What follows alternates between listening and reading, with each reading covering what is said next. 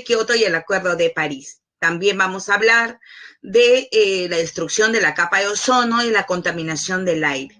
Y un tema muy bonito en lo que es cívica, que es el patrimonio de la nación.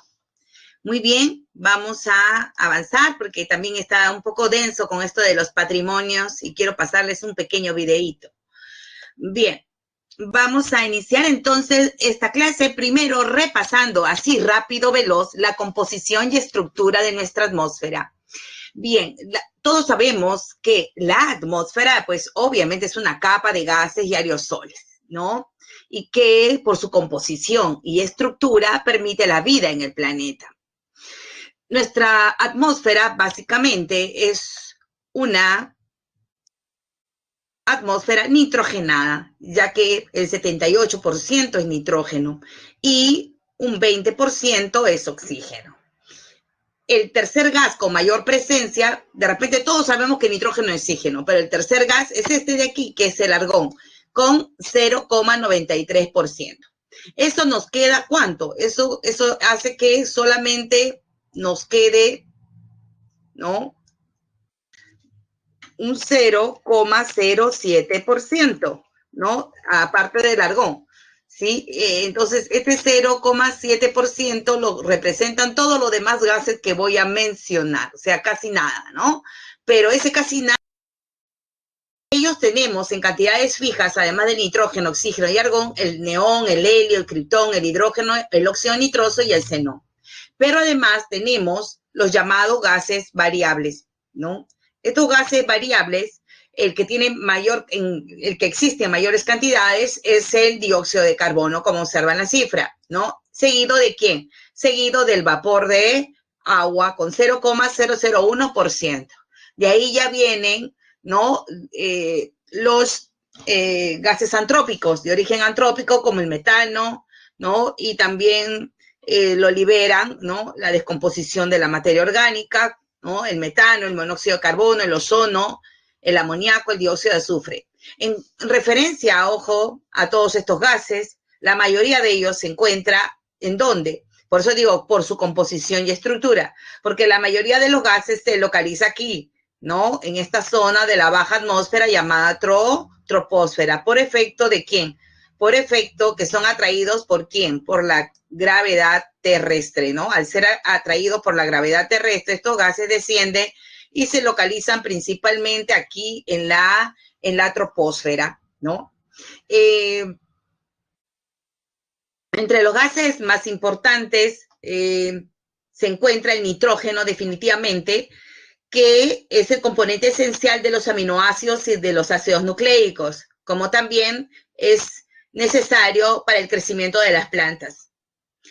El oxígeno, sin duda, ¿no?, también el más importante porque permite la respiración y también facilita la combustión. Y el ozono, que no está aquí, en el esquema hay un error, ¿no? Entonces vamos a borrar esto de ozono. ¿Dónde se localiza el ozono? ¿Ya? El ozono se localiza acá abajo en la estratosfera, ¿sí? Aquí. Es un oxígeno triatómico, ¿no? El ozono. El ozono tiene como filtro, actúa como filtro de las radiaciones ultravioletas, ¿no? Y tenemos los que se localizan ya principalmente aquí, ¿no? El 99% del vapor de agua se localiza en la troposfera y también el dióxido de carbono también se localiza aquí junto con el oxígeno, ¿no?, y el nitrógeno. Estos dos gases, si bien es cierto, su proporción, sus cantidades son mínimas, al concentrarse casi al 100% en la troposfera, entonces actúan como termorreguladores de la temperatura, ¿no? Y ahorita lo vamos a analizar esto de la termorregulación, ¿ya? Entonces, por su composición y estructura, ¿no?, la atmósfera, pues, permite la vida en el planeta. Los gases más importantes se concentran en la troposfera y la estratosfera, ¿no?, debido al ozono. Debo señalar que aparte de este ozono que está aquí en la estratosfera de parte natural, hay un ozono troposférico acá abajo, en mínimas proporciones, que es un ozono industrial, ¿no? Pero las mayores proporciones de forma natural se localizan aquí, ¿no? Además, debo señalar que nuestra atmósfera, pues, ¿no? Está totalmente electrizada desde esta parte de la mesopausa, un poquito debajo de la mesopausa, y toda la termósfera se encuentra totalmente ionizada en estado plasmático, lo que protege, obviamente, protege a la Tierra de todos los objetos extraterrestres que puedan entrar, ya que al encontrarse a altas temperaturas y totalmente electrizadas, se volatiliza. Así es como nosotros podemos ver, ¿no? En el firmamento de Canadá o Noruega, pues las famosas auroras boreales o las llamadas lluvias de estrellas, ¿no? Lluvias de estrellas que no son más que esos objetos que meteoritos que se ingresan en nuestra atmósfera y se volatilizan, ¿no? Y esto es la radiación, ¿no? Solar que se descompone. Bien, más o menos es entonces es nuestra estructura y nuestra composición de la atmósfera.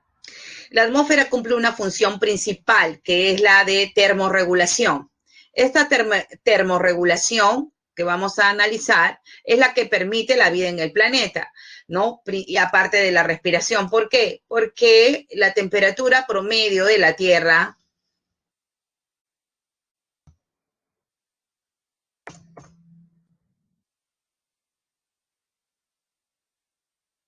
ya está. La temperatura promedio es de 15 grados. ¿Y por qué de 15 grados? ¿Por qué no 22 bajo cero? Por la presencia de nuestra atmósfera. En la zona llamada troposfera, que es la más baja aquí, ¿no es cierto? En la llamada troposfera, se concentran, ya hemos dicho, dos gases. ¿Cuáles son esos dos principales gases? ¿No? Entonces, termorreguladores, el vapor de agua y el CO2, ¿no? Que de forma natural, pues, se encuentran en la baja atmósfera. ¿Qué hacen estos dos gases? ¿No? ¿Qué es lo que hacen? Pues bien, el Sol emite radiaciones, y aquí siempre se confunden en el examen. El Sol no emite radiaciones infrarrojas, por favor.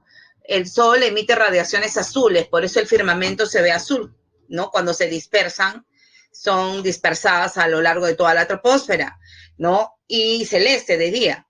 Entonces, estas radiaciones azules del Sol llegan a la Tierra junto con las radiaciones ultravioletas A.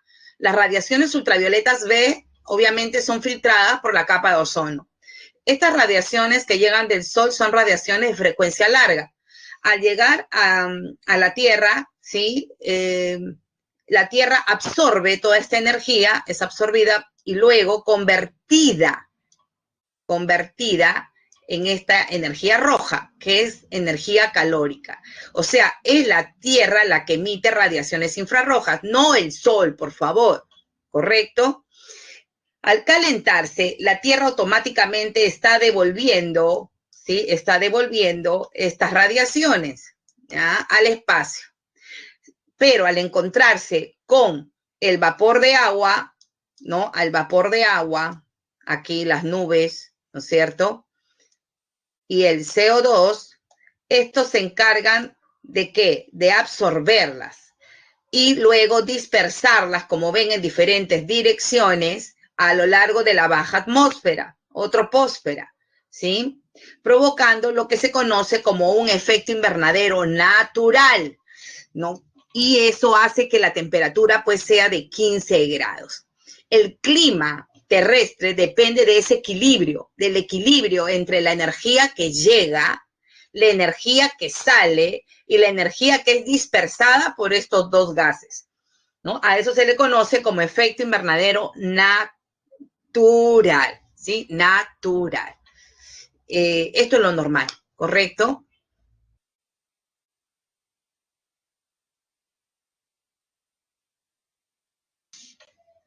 Pero ¿qué está pasando? A partir de la industrialización, la revolución industrial, ¿no? Y el, llamemos, incremento de la población mundial, se ha venido, digamos, generando un gran problema mundial. Y este gran problema mundial es el cambio climático.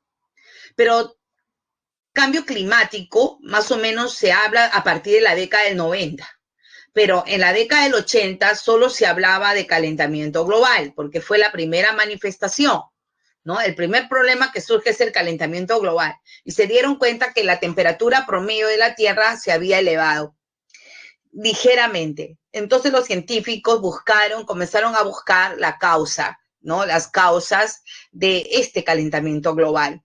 Y encontraron que el efecto invernadero natural se había alterado, ¿no? Generando un efecto invernadero antropogénico, en primer lugar, que lo vamos a explicar ahorita, y después explicamos las demás causas. Entonces les decía que en la década del 80 los científicos notan que la temperatura se había incrementado ligeramente.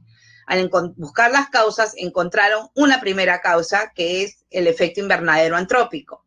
Es decir, que el efecto invernadero natural se estaba alterando. ¿Y por qué se estaba alterando? ¿No? Por la presencia de gases de origen antrópico, ¿sí? Estos gases son el CO2, el metano, el dióxido de nitrógeno y los llamados gases fluorados, ¿sí? Estos gases de origen antrópico, conocidos como gases de efecto invernadero, ¿no? Son los que están alterando el invernadero natural. ¿Por qué? Porque han incrementado la capacidad de la atmósfera de absorber las radiaciones infrarrojas que devuelve la Tierra y nuevamente, pero no el 100%, sino gran parte de ella es absorbida por estos gases y reenviada a la Tierra, ¿no? Entonces, la troposfera ya no solamente está recibiendo radiaciones solares, ¿no? Y ya no solo está recibiendo radiaciones del vapor de agua y CO2 natural, ¿correcto? Acuérdense que el efecto invernadero natural lo hace o lo realiza el vapor de agua y el CO2 natural, sino que a esto también se incrementa, ¿no? Retorno de radiaciones infrarrojas producto de la presencia de estos gases de origen antrópico, que están, como ven, retornando, ¿no? A la Tierra. ¿Qué pasa cuando estos gases regresan parte de esa energía a la Tierra? La Tierra se calienta y gana más calor. Al ganar más calor, la Tierra no se queda atrás, busca el equilibrio y nuevamente reenvía esos gases al espacio, ¿no? Al enviar estos gases al espacio, parte logra salir, pero parte nuevamente es entonces reenviado parte a la Tierra, más calor, ¿se dan cuenta? Y así, entonces la Tierra se está demorando, escuchen bien, no es que se está quedando la radiación, sino se está demorando en devolver toda esa radiación que transformó en calórica al espacio. ¿Ya? Y esa demora es lo que está provocando que la Tierra se esté calentando más, ¿ya? No es que se esté quedando toda esa radiación desde aquí, ¿no es cierto? Desde aquí. No, no se está quedando. Está saliendo, pero en otras palabras, está saliendo más lento, ¿correcto? Más lento, debido a que gran parte es de vuelta. Entonces, la consecuencia del efecto invernadero, pues obviamente es el calentamiento global. ¿Y yo por qué digo la industrialización? Porque el CO2, o sea, el dióxido de carbono, el metano y el óxido nitroso provienen de la quema de combustibles fósiles, entre otros, ¿cómo se llama? Entre otras actividades. Pero la quema de combustibles fósiles, ¿no? Libera los tres gases de efecto invernadero que más influyen en el problema, ¿correcto? Segundo, ¿no? Hemos señalado, además del efecto invernadero, hemos señalado que es la deforestación, y ahora sí regreso, la deforestación, la segunda causa. ¿Y por qué la deforestación?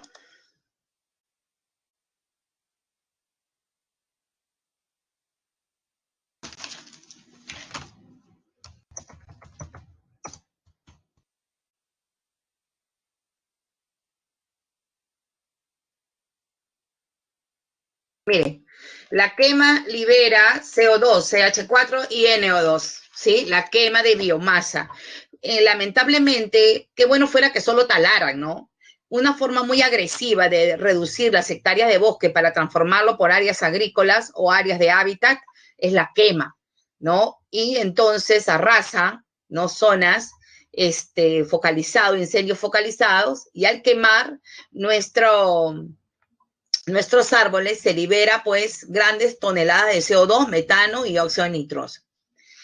Además, debo señalar que altera el ciclo del agua la deforestación, porque cuando yo talo, quemo y elimino grandes hectáreas de bosques, estos bosques cumplen una función, dos funciones principales en relación al problema. Uno es que atrapa el carbono, o sea, los bosques son sumideros de carbono.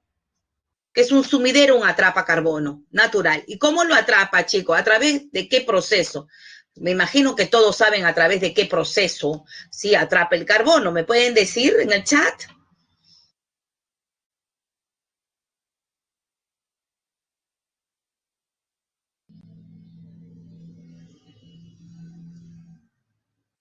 Muy bien, ¿no? Entonces, tenemos pues la fotosíntesis. Claro, ya está, hay algunos más detalles, dice fase oscura, ya eso ni sé yo qué cosa es Calvin Benson, ¿no?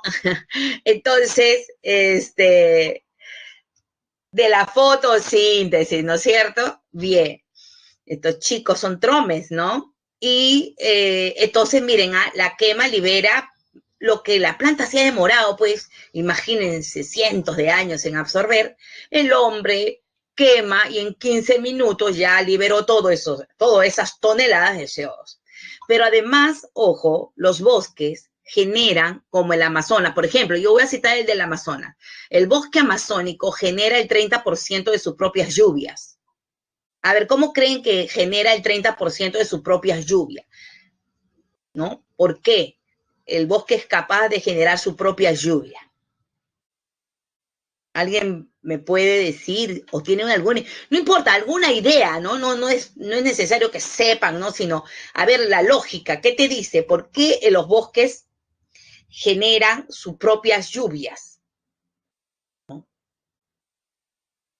Nosotros hemos dicho en la clase pasada que los alisios, ¿se acuerdan? Que los alisios atrapan la humedad y chocan en las cordilleras y generan la lluvia, hay un retorno, ¿no es cierto?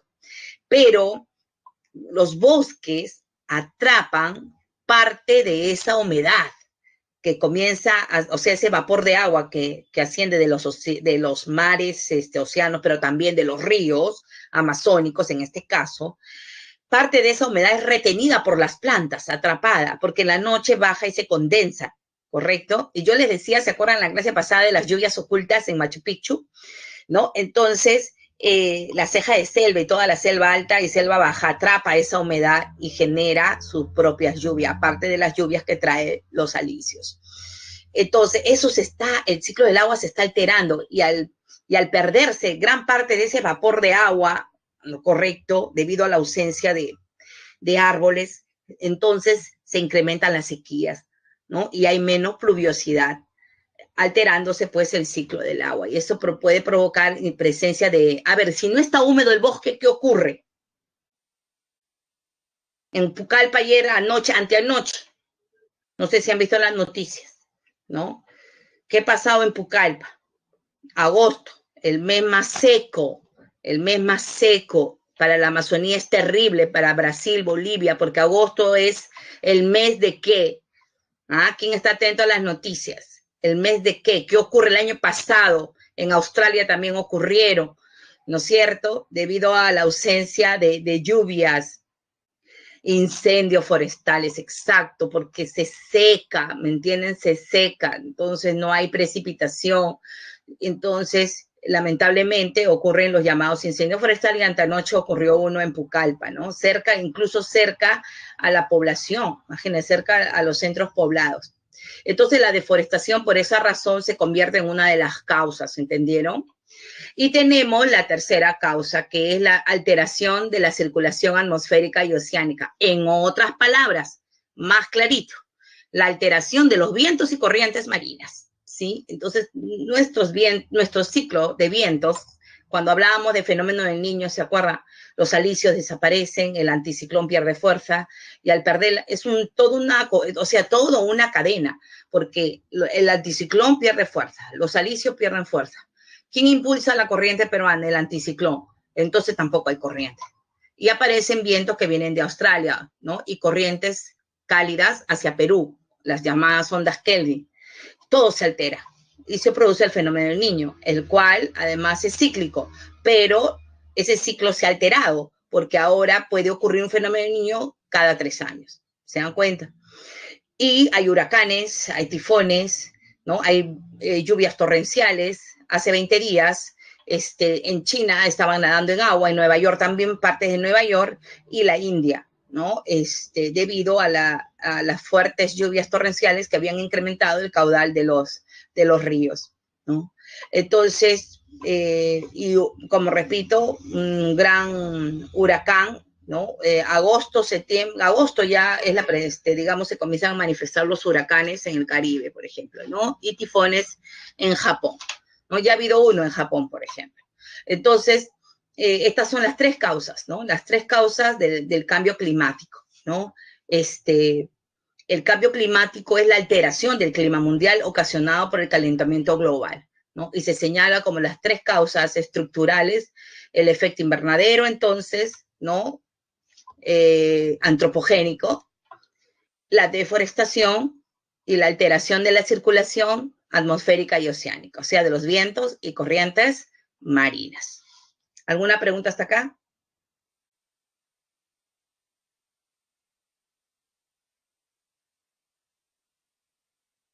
Muy bien, analicemos entonces las consecuencias. Inicialmente yo les decía, ¿no?, que el problema era el derretimiento el calentamiento global. En la década del 80 no se hablaba de cambio climático. Ese término, repito, es de la década del 90. ¿Por qué? Porque el primer problema, los 3 primeros problemas que se van a evidenciar no estaban en la atmósfera, sino ¿dónde estaba el problema? El primer problema se manifiesta en la hidrósfera, el derretimiento de los casquetes polares, para ser específicos, en la criósfera, o sea, la parte de la hidrósfera en estado sólido, ¿no? El derretimiento de los casquetes polares, miren aquí, ¿no? Y tenemos esto, miren qué triste, es una tristeza ver estas imágenes, ¿no? 40, se dan cuenta, 82, 96, y cada vez más acelerado el retroceso de los glaciares. Esto es de Bolivia, ¿no? En Chacaltaya, que ya no existe. Miren, ya en el 2008, ya estamos en 2020, definitivamente ha desaparecido, ¿no? Ya no tiene permafrost, ¿no? Se puede ver algunas líneas de nieve que cae, ¿no?, en temporadas de precipitaciones, pero ya el glaciar no tiene hielo permafrost, ¿no? Ha desaparecido, se ha extinguido, ¿no? Esto, pues, como repito, el primer problema se evidenció en la hidrósfera, ¿no? Y luego también la elevación del nivel de los océanos. Por eso es que primero se hablaba de calentamiento global, pero después ya, ¿no?, al alterarse el ciclo del agua, entonces se comienza, pues, a manifestar ya el problema en la atmósfera. Y cuando ya el problema pasa a la atmósfera, entonces ahí es donde los científicos señalan: hemos llegado a un cambio climático, ¿no? Entonces miren esa tormenta intensa eléctrica, ¿no?, que puede ocasionar incendios también, esas descargas que llegan a la Tierra, ¿no? Terrible, ¿no? Y esas tormentas huracanadas, ¿no?, tornados, willy-willys, etcétera, ocurren bastante en los mares tropicales, ¿no? Nuestro mar es frío, ¿no? Pero, si se acuerdan, en el fenómeno del Niño costero, el último, se formaron esas nubes en forma de trompo encima de la ciudad de Chiclayo. La gente se asustó mucho, creía que era el fin del mundo, ¿no? Nunca habían visto ese tipo de nubes, cúmulos nimbo, ¿no?, que anuncian, pues, lluvias torrenciales. Además, ya de lluvias torrenciales, pues sequías, ¿no? Y las sequías ha traído, pues, una desertificación. El continente más afectado es África, sin duda, ¿no?, por el avance del Sahara y la desertificación de la sabana. Pero aquí también, en Perú, tenemos que el 30%, el Perú ha perdido el 6% de los suelos productivos y en proceso de desertificación, escuchen bien, y en proceso de desertificación se encuentra el 30% de los suelos del Perú. Producto de que, entre otros factores, el cambio climático. La tropicalización del clima está provocando la propagación de enfermedades. Zika, chikungunya, ¿no? Dengue, malarias, ébolas, COVID, ¿no? Etcétera, ¿no? Y está, pues, propagando enfermedades, pues, por todo el mundo, entre otras consecuencias.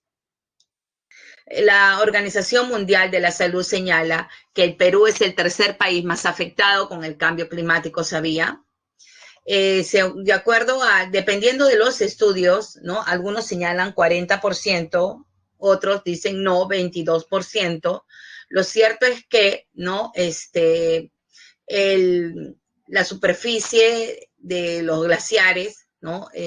Han ido retrocediendo cada vez más, ¿no? Y el Perú ha perdido, pues, para algunos 40%, otros 22% de la superficie de los glaciares en los últimos 30 años.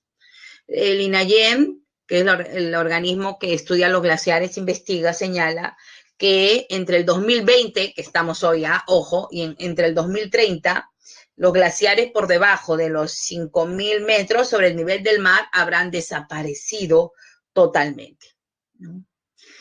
El ANA, ¿qué es el ANA? La Autoridad Nacional del Agua señala que, miren acá, lean, la pérdida de agua asciende a 7.000 millones de metros cúbicos, ¿sí? Esto equivale a líquido que utiliza Lima en 10 años. Y que en 40 años, esto lo publicó en el año 2017 el ANA, en 40 años el Perú tendría solo el 60% de agua que tiene hoy. ¿Se dan cuenta? Vamos a comenzar entonces, el mayor problema, el mayor efecto del cambio climático va a ser en el recurso hídrico, definitivamente, ¿no? En el recurso hídrico. Y no solo la población directamente, ¿no? Por el abastecimiento de agua a las ciudades se va a ver afectada, sino también la agricultura, la ganadería, ¿no es cierto? Por eso es que ya en el Perú, ¿no? Todos los años se registran pérdidas de los cultivos. Los más vulnerables son el maíz, la papa y el arroz que necesita tanta agua, ¿no? Pero la pesca también se ve afectada, ya que la fauna de los mares se ve afectada con el calentamiento. Nuestra fauna es una fauna, o sea, nuestros peces en el mar y otros animales son de aguas frías. Entonces, al calentarse el mar mueren. Algunos para sobrevivir se profundizan mucho más o se van hacia el sur, ¿no? Buscando aguas más frías, pero los que no pueden, mueren, ¿no? Y en las costas encontramos ese panorama. Esto es Tumbes, ¿no? Esto es Tumbes, en la época del fenómeno del Niño. Pero cuando ocurre un incendio forestal, imagínense de envergadura, ya, como el que ocurrió el año pasado en Brasil, Bolivia y también en algunas partes de Perú, pues digamos, mueren gran cantidad de animales, pero también se pierde mucha flora.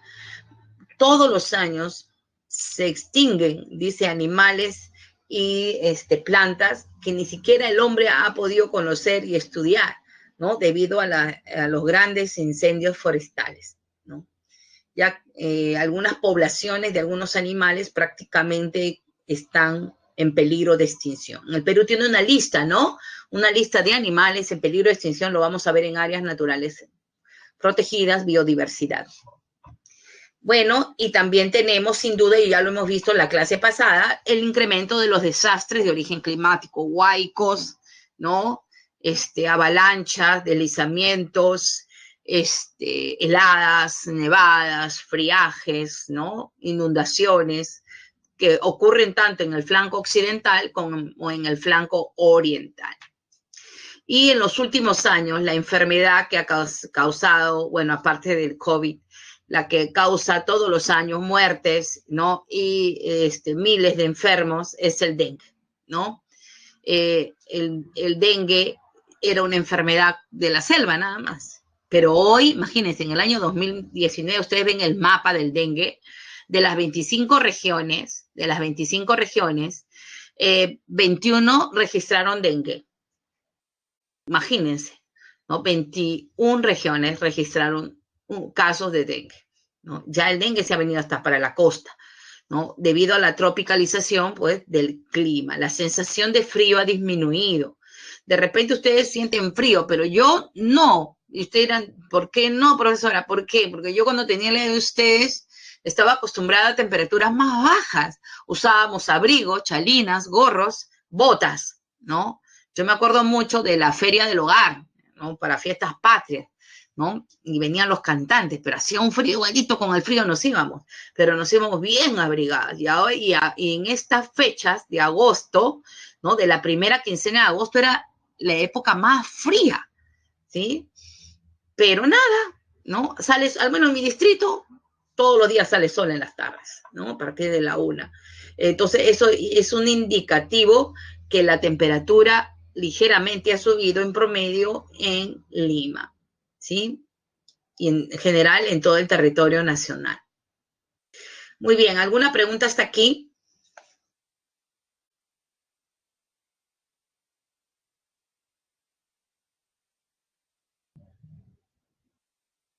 El calentamiento global es un problema mundial, no local, ¿correcto? En primer lugar, ¿no? Y hay ciclos, ¿no? Hay ciclos a nivel terrestre, ¿no? De glaciación y de deglaciación, que es ya otra situación, pero esos son naturales. Aquí estamos hablando de un problema de origen, ¿qué? De origen antropogénico, o sea, que lo ha generado el hombre. Y eso es de esta época, ¿no? Hay teorías que dicen que no, que eso es parte del ciclo natural de la Tierra, pero, ¿no? Quienes defienden esta, digamos, existencia de este gran problema, obviamente señala como causas antropogénicas, ¿sí? Antrópicas, el hombre. Y esto es en los últimos, entonces desde como repito, de las décadas de 1970, 78, 79, ya se hablaba de eso, ¿no? Bien, como yo les decía, ¿no? Antes de 1990 se hablaba de calentamiento global. Sin embargo, ya entonces a fines de la década del 80 ya se señalaba, científicos, ya no es solamente calentamiento global, ya es un problema de mayor envergadura. Ahora ya es un cambio climático, porque la hidrosfera ya no era la única afectada, sino también la atmósfera. Es así que en 1992 se reúnen en la Cumbre de la Tierra, ¿no? Los representantes, pues, de los estados. Y se adopta la Convención Marco de las Naciones Unidas sobre el Cambio Climático. Esta Convención Marco, ¿sí? Es la respuesta mundial al problema del cambio climático. Actualmente lo integran 196 países y el objetivo principal es, dice aquí, estabilizar las concentraciones de gases de efecto invernadero en la atmósfera, situándolos en un nivel que impida, obviamente, la interferencia humana en el sistema climático. Entonces, estabilizar las concentraciones de estos gases de GEI, ¿no? Para que no tenga un efecto en el equilibrio del sistema climático. La convención entró en vigor en el año de 1994. En el año 1997, en la conferencia de las partes, o sea, de los estados que en esa época formaban parte, porque ahora es 196, a partir de 1992 se consideró, pues, y entró en vigor en 1994. A partir de 1995 se llevan a cabo las llamadas COP, que es la conferencia de las partes, 95, 96, 97. En la tercera conferencia es que se decide adoptar un acuerdo específicamente para combatir ya el problema con términos específicos, objetivos específicos y mecanismos específicos. Este protocolo es conocido como el protocolo de Kioto, ¿no? Se suscribió en 1997, pero entró en vigor, ¿no? Entró en vigor, se observa, recién en el año 2005. ¿Por qué se demoró tanto? Se demoró tanto porque para que entrara en vigencia Kioto se necesitaba que 55 países que llegaran a una representación del 55% de las emisiones ratifiquen el documento. Por eso se demoró mucho. China y Estados Unidos jamás lo firmaron, ¿no? Sin embargo, la Comunidad Europea ingresa y con eso se llega pues a los 55 países que acumulaban el 55% de las emisiones. ¿Cuál era el objetivo de Kioto? ¿Cuál fue? ¿No? El objetivo de Kioto era que los países, los mayores emisores, reduzcan en un 5% de las emisiones, ¿no? Pero esto no era para todos los países del mundo, sino solamente para los mayores, obviamente, digamos, emisores de gases de efecto invernadero. Es más, para la Comunidad Europea se estimó 8%, ¿sí? Digamos, entre qué años se debía de cumplir con este objetivo, ¿no? Entonces, el periodo era 2008-2012, ¿sí? Entre esos años debía de reducirse un 5% las emisiones, pero no considerando el año 2008, miren, sino teniendo en cuenta los niveles de CO2 del año de 1990. ¿No? Algo difícil, ¿no? Algo difícil. Pues bien, pasan los años, ¿no? Pasan los años y se ve que no había frutos. Entonces, es en el marco de la COP, si no me equivoco, 12, la 12, sí, la COP 18 no, la 12, en la que se crean ya el concepto de sumidero de carbono. Yo he hablado de sumidero de carbono, ¿no? Entonces, se establece como, digamos, mecanismo o herramienta para combatir el cambio climático, ¿sí? La creación de sumideros y reservorios de carbono en los países, ¿no? Para atrapar el carbono, ya sea de forma natural, o sea, a través de reservorios, de forma artificial, ¿no? Es un mecanismo importante. Y el otro eran los bonos de carbono, ¿no? Entonces se incorporaron, ¿no? Como herramientas y mecanismos, estrategias para combatir el cambio climático. Llega el año 2012 y Kioto debía reemplazarse por otro acuerdo. La COP18 significó pues un fracaso, porque ni siquiera un borrador se hizo, ¿no? Y lo único que se logró es extender la vigencia de Kioto hasta este año, hasta el año 2020. Si bien es cierto, aquí no aparece, en el año 2014 se lograron avances significativos. ¿Por qué? Y ocurrió aquí en Lima, ¿no? El trabajo de Fulgar Vidal, en ese entonces el ministro del Ambiente, y el esfuerzo que pusieron todas las partes, se logró elaborar el borrador íntegro del Acuerdo de París, ¿no? Claro, no se suscribe el acuerdo, sino se llamaría Acuerdo de Lima, ¿no? Pero sí se elaboró todo el borrador del nuevo acuerdo. Al año siguiente ya se suscribe, pues, ese borrador se convierte en una realidad y se suscribe el Acuerdo de París, que es el nuevo acuerdo vigente o protocolo vigente del cambio climático, ¿correcto? Ese es entonces, el Acuerdo de París suscrito, ¿no? Y aquí la novedad es que el objetivo ya no es reducir el 5%. El objetivo se señala claramente relacionado con la temperatura, ¿no? El Acuerdo de París señala que el objetivo o meta final, la meta, se establece como meta en realidad y no objetivo, mantener el incremento de la temperatura muy por debajo de los 2 grados centígrados. ¿Por qué? Porque los científicos señalan que esos 2 grados es el umbral, el límite.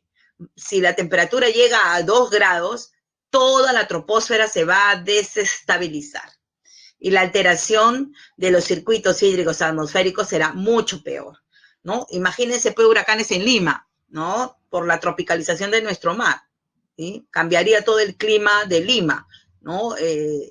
Ya no sería, pues, subtropical, ¿no? Sino entraríamos a una tropicalidad. Eh, entonces, por eso es que se señala que la meta es mantener el incremento de la temperatura por debajo de los 2 grados.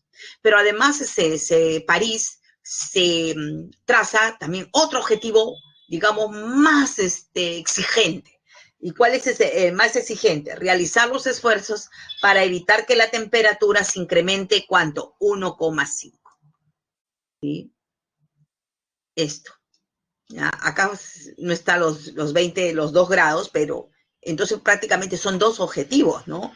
Uno, impedir como sea que no llegue a los 2 y hacer los esfuerzos para que se mantenga por debajo de 1,5. ¿Me entiende? Para eso, París obviamente define también igual lo que son sumideros de carbono, bonos de carbono, pero hay algo más importante que Kioto. Y es que ahora las responsabilidades es de todos los países, ya no solo de los principales emisores, sino todos los países tienen que elaborar su plan de mitigación, ¿no? Contra el cambio climático. En el caso del Perú, por ejemplo, que fue uno de los primeros en presentar su plan de mitigación, el Perú, miren, escuchen, el Perú aporta 138 millones de toneladas de CO2 todos los años. ¿Correcto? Entonces, ¿cómo reducir esos 138 millones de toneladas cada año? El Perú tiene que identificar dónde es su mayor aporte, ¿no? Y cuando vemos el estudio que hace el Ministerio del Ambiente, señala que el 40% de esas emisiones, ¿saben de dónde? ¿De dónde creen ustedes qué actividad en el Perú es la que genera más CO2? ¿Cuál creen ustedes que es la actividad que genera más CO2 en el Perú? ¿Qué actividad humana?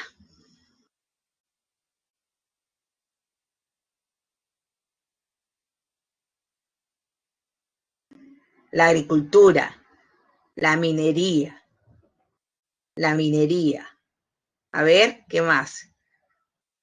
El transporte, la ganadería también, ¿no?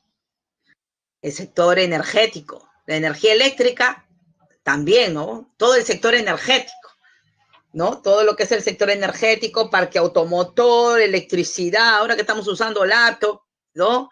Entonces libera grandes toneladas de CO2, ¿sí? Pero les voy a decir algo, que ninguna de esas actividades es, claro, todas generan CO2, ¿ya? Pero no es. ¿Saben cuál es? No es una actividad económica, en realidad, pero sí es una actividad humana.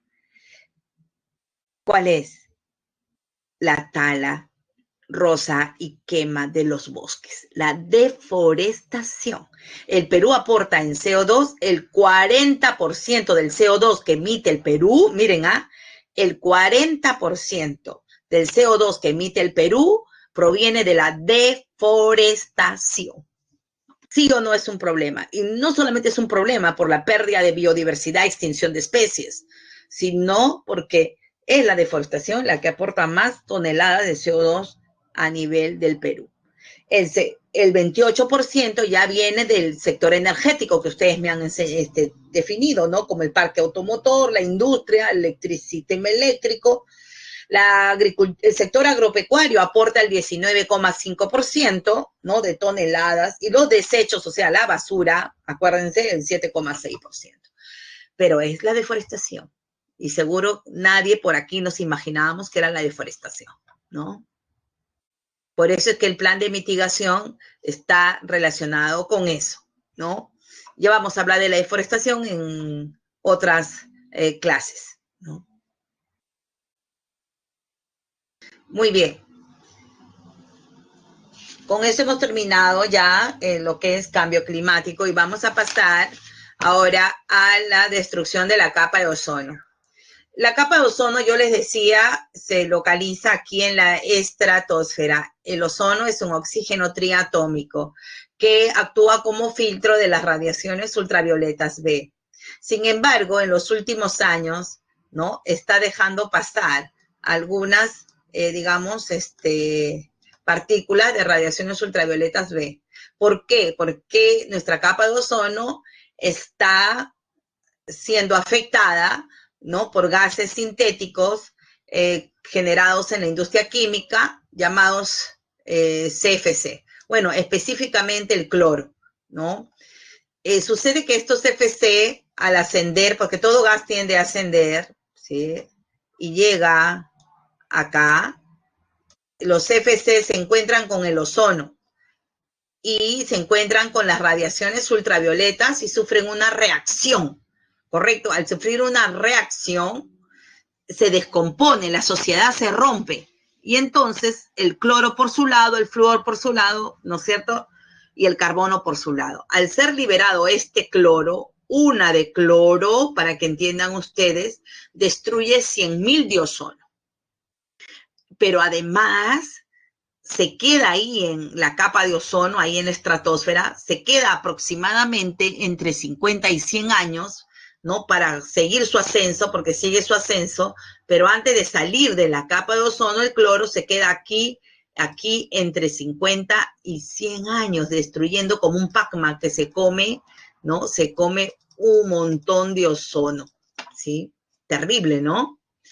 Y esto se evidencia mucho más en la Antártida, ¿no? En donde parece que hubiera un agujero, y también en el Ártico por efecto de la gravedad terrestre, ¿no? El cloro es atraído hacia esa zona, pero además, sobre todo en Antártida, donde ¿cómo se llama? Cuando llega en septiembre, se forma como un vórtice, así, miren, se forma como un vórtice en el Antártico, este vórtice, ¿sí? De vientos, acá, vientos fríos, y al interior de este vórtice que se forma hasta llegar hasta la tropopausa y estratosfera, ¿no? Este vórtice, imagínense, llega hasta la estratosfera.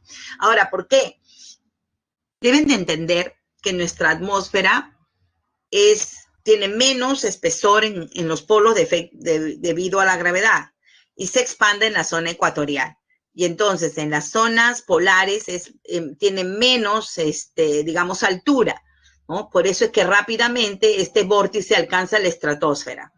Y al interior de este vórtice, al interior, el ozono que se encuentra al interior de este vórtice es destruido rápidamente por el cloro, ¿sí? Es atacado por el cloro que también se activa, ¿no? Con las radiaciones solares. Por eso es que esta toma la hacen en septiembre, cuando llegan los rayos solares a la Antártida y se forma este vórtice. Por eso es que algunos científicos dicen, no, son características propias de la Antártida, ¿no? Y entonces ese vórtice se cierra, después cuando se va la luz solar se cierra. Pero en general la capa de ozono está cada vez más delgada, ¿no? Los científicos señalan que recién para el 2030, si se deja de emitir, ¿no? Los CFC al 100% en todo el mundo, estos agujeros recién se van a cerrar, entre comillas agujero, en el del Ártico en el 2030 y el del Antártico en el 2060 todavía, imagínense, ¿no? Bueno, la comunidad internacional, digamos, también ha tomado acciones y en 1987 se firma aquí el protocolo en Canadá, el protocolo de Montreal, el cual entró en vigor en 1989. El protocolo de Montreal tenía un objetivo y una meta. El objetivo era reducción gradual de los CFC, ¿no?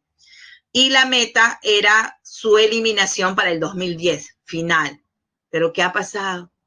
¿Por qué entonces si al 2010 debíamos ya nadie fabricar 2000, ¿no? CFC, todavía tenemos un agujero grandazo, ¿no? Se ha recuperado poco, dice, ¿no? ¿Por qué? Porque todavía en China, pues los chinos, ¿no? Las fábricas provinciales de algunas provincias de China todavía siguen usando CFC, que es mucho más barato.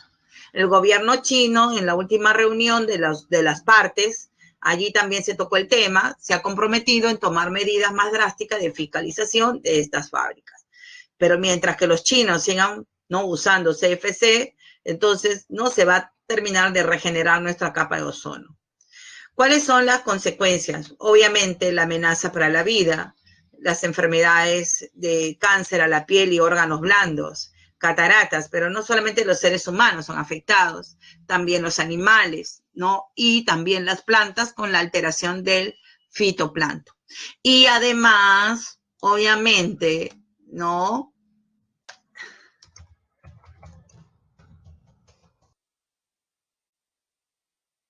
Aporta también al calentamiento global, ¿no? Porque como repito, estas radiaciones ya están logrando pasar en mínimas proporciones a la Tierra y están ocasionando calentamiento global y también, obviamente, pues enfermedades, ¿no? Muy bien, seguimos.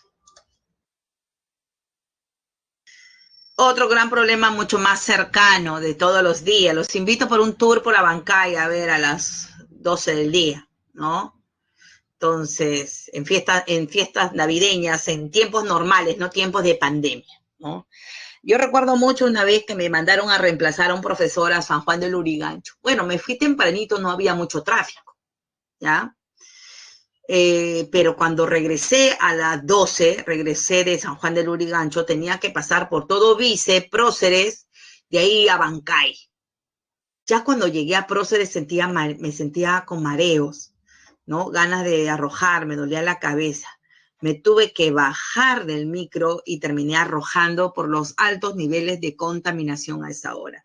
Yo no estaba acostumbrada, mi cuerpo no estaba acostumbrado a esos niveles de contaminación y obviamente colapsé, ¿no? También sufro mucho cuando me voy a Ancón, cuando me voy a Santa Rosa y a pasar el verano, ¿no? A la casa de playa familiar y paso también por toda la Panamericana Norte, sufro con los dolores de cabeza. El tráfico es, los que vienen por allá no me dejarán mentir, ¿no? Que la contaminación es pues, si hablamos de Lima, Lima está dividida en 5 sectores, ¿no? Y aparte el Callao.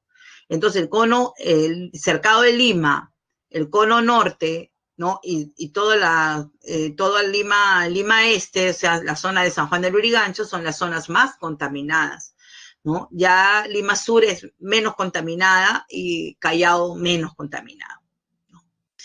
¿De dónde proviene la mayor contaminación, digamos, en las ciudades del Perú? La mayor contaminación proviene del parque automotor, como ustedes observan ahí, ¿no? Pero también la industria y los desechos urbanos. Pero no solo hay contaminación en sitios abiertos, también hay contaminación dentro de la casa. Y ustedes no me dejarán mentir, ¿no? De repente por ahí hay hermanas o papá o mamá fumadores, ¿no? A ellos hay que mandarlos a la azotea que fumen, o afuera, pero no dentro de la casa, porque recuerden que el fumador pasivo lleva la peor parte. El consumo de cigarro es causante de 54 enfermedades. Pero también la rica parrillada, ¿no es cierto? La cocina y hasta el polvo, ¿no? De cuando barremos, los desinfectantes. De repente ustedes han estado escuchando clases, por ejemplo, esta semana, y han sentido un olor fuerte del desinfectante que echa la mamá ahora que estamos con esto de la pandemia, ¿no? Y les ha comenzado a doler la cabeza, ¿no? Porque esos químicos ingresan al aire y ocasiona, pues, dolores de cabeza. El alcohol, ¿no es cierto?, que se echa la lejía y todo eso, son también contaminantes. ¿Qué se está haciendo en el Perú para combatir la contaminación del aire? Miren, es triste, porque en el año 2014, la Organización Mundial de la Salud declaró a Lima como la ciudad más contaminada de América Latina. ¿Pueden creer? ¿Y por qué? ¿Qué pasó? Pasó que los estándares de calidad ambiental eran muy altos, ¿no? O sea, en el Perú se establecieron estándares de calidad ambiental del aire para el óxido de azufre, el dióxido de nitrógeno para el ozono, el plomo y el sulfuro de hidrógeno, pero los valores eran muy altos, o sea que se permitía emisiones de estos gases, digamos, hasta estas cantidades, ¿no? Entonces la Organización Mundial de la Salud dijo, con estos estándares, pues ustedes se han convertido, por permitir esas emisiones, esas cantidades, ustedes se han convertido en la ciudad más contaminada. En el año 2017, entonces se da esta ley, esta nueva Ley General del Ambiente, y se establecen estándares más abajo, correcto, permitidos, ¿no? Para estos gases. Con eso, pues, se ha ido disminuyendo los niveles de contaminación, pero igual siguen siendo altos, ¿no? Así pues, tenemos varios instrumentos. En primer lugar, pues, los llamados SECAS, ¿no? Que son los estándares de calidad ambiental, son indicadores numéricos, ¿ya? Que miden la concentración de los gases. Para cada gas se ha establecido una determinada cantidad, ¿no? Posible, pero si supera esa cantidad o ese estándar o ese indicador, entonces ya estamos señalando que hay síntomas de contaminación. Puede haber emisiones de óxido nitroso, monóxido, etcétera, pero solo en cantidades que establecen los SECA. Si supera esos indicadores, entonces ya se señala que es una ciudad contaminada.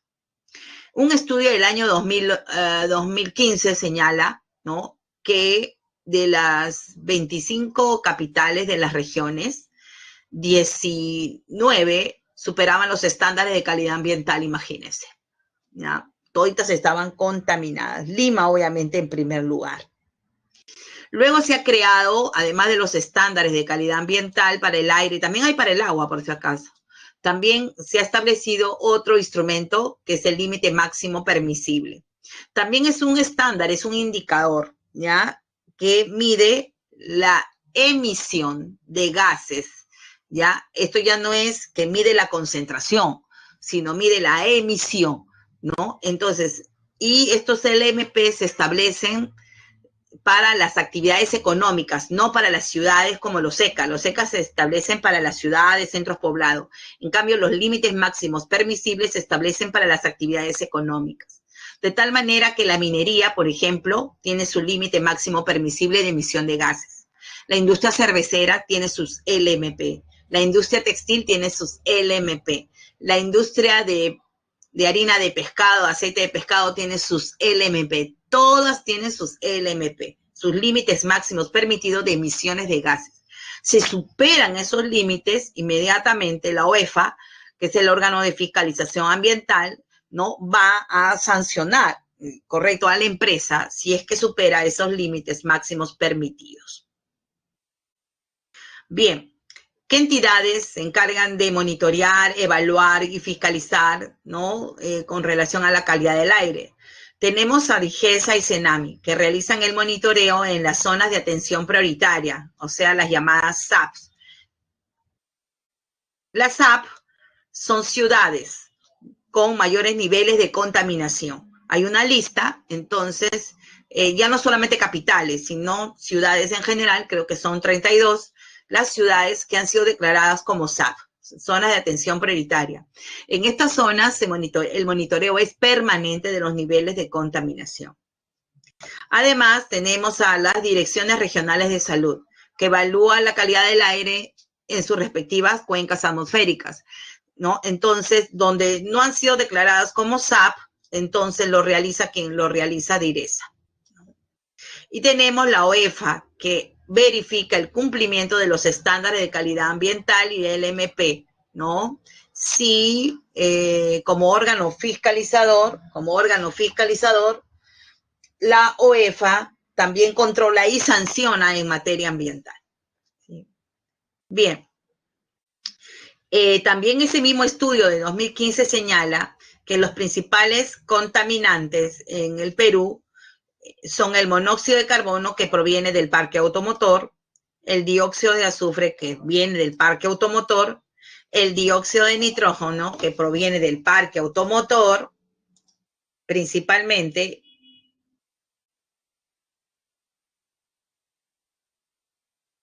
el dióxido de carbono, que también proviene del parque automotor y de otras actividades económicas, y tenemos el ozono, que proviene de la industria química, ¿no? Entre otros gases, ¿no?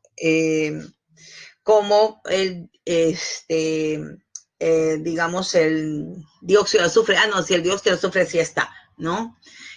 También la industria metalúrgica también es altamente contaminante, ¿no? Y proviene de las mayores emisiones de plomo y dióxido de azufre, ¿no? Las mayores emisiones de plomo y dióxido de azufre también provienen de la industria metalúrgica. En las ciudades es el parque automotor. La mayoría de las ciudades, la actividad que más contamina en las ciudades es el parque automotor.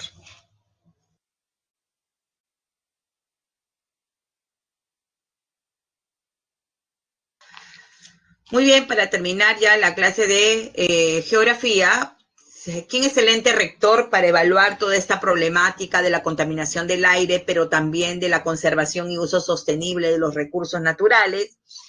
Es el Ministerio del Ambiente. El Ministerio del Ambiente, pues, es el órgano, es el organismo del Poder Ejecutivo, que es el órgano rector, ¿ya?, del sector ambiental nacional, ¿no? El objetivo del Ministerio del Ambiente es promover la conservación y uso sostenible de los recursos naturales: agua, aire, flora, fauna. No solamente flora y fauna, sino agua, aire también, ¿no? Su calidad, la calidad del agua, la calidad del aire y la diversidad biológica, todos los ecosistemas, flora y fauna, ¿no? Los cuales, pues, son protegidos a través de las áreas naturales protegidas. Para lo cual el Ministerio del Ambiente cuenta con organismos adscritos, como el CENAMI, que no solamente evalúa el tiempo, sino que ya hemos visto que también evalúa la calidad del aire en la SAP, ¿no? El Instituto de Investigación de la Amazonía Peruana, ¿no?, que realiza investigaciones para el desarrollo y uso sostenible de la diversidad biológica. El IGP, que nos está avisando de los sismos, pero también de la geodinámica externa, como huaicos, aluviones e inundaciones. El Servicio Nacional de Áreas Naturales Protegidas, ¿no?, que establece los criterios técnicos y administrativos para la gestión de estas áreas naturales. La OEFA, que ya hemos dicho que es el órgano de fiscalización ambiental y tiene la facultad de sancionar a las empresas, ¿no?, y que contaminan con sus emisiones. El SENACE, que es el que aprueba los estudios de impacto ambiental. Ninguna empresa puede operar si es que no ha sido aprobado su estudio de impacto ambiental por el SENACE. Y tenemos el INAIE, que señala, ¿se acuerdan? Les decía que para el 2050 habremos perdido todos los glaciares por debajo de los 5.000 metros sobre el nivel del mar.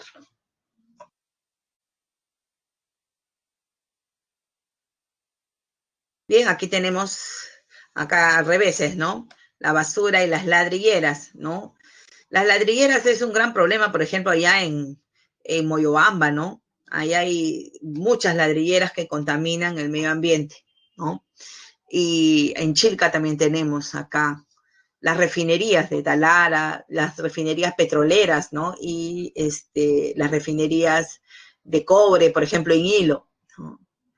Bueno, y la basura, el parque automotor en general, son actividades contaminantes.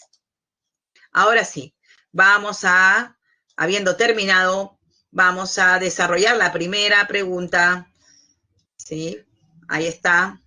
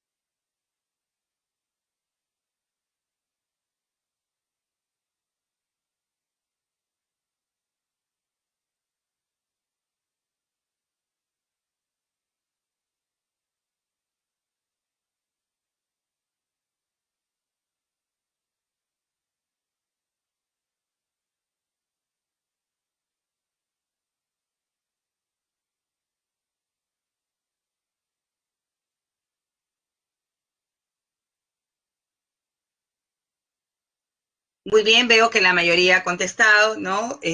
Correctamente, ¿no? Los animales, pues, a través de la materia orgánica, ¿no? Entonces, emiten demasiado metano, ¿no? A ver, otra.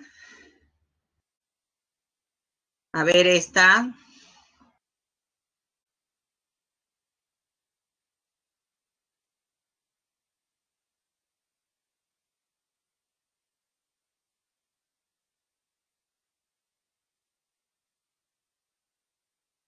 A ver.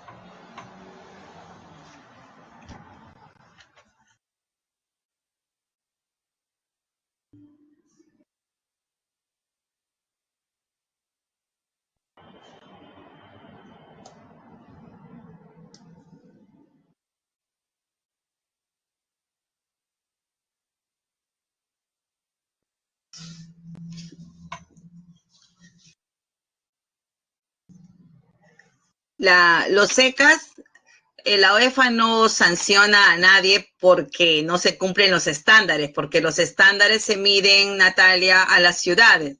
Lo que sanciona es con relación a los LMP, que son los límites máximos permitidos.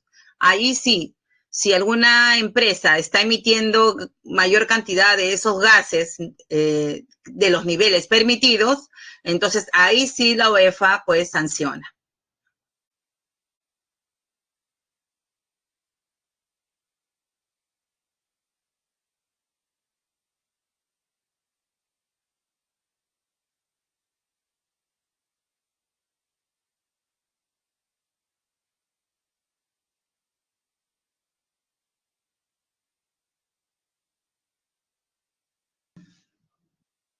La de 3 y 4, ¿no? ¿No se ve?